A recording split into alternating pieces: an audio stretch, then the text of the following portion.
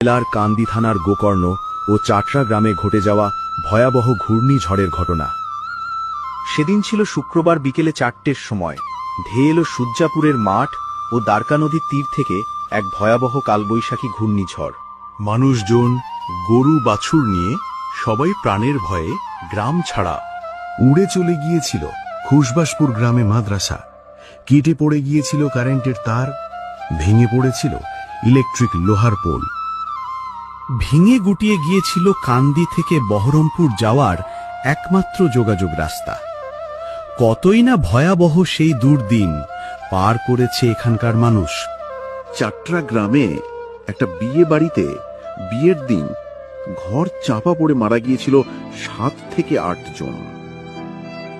সেই দৃশ্য আজও মনে পড়লে বুকটা কেঁপে ওঠে এখানকার মানুষের। আর সেই মর্মান্তিক দৃশ্য দেখতে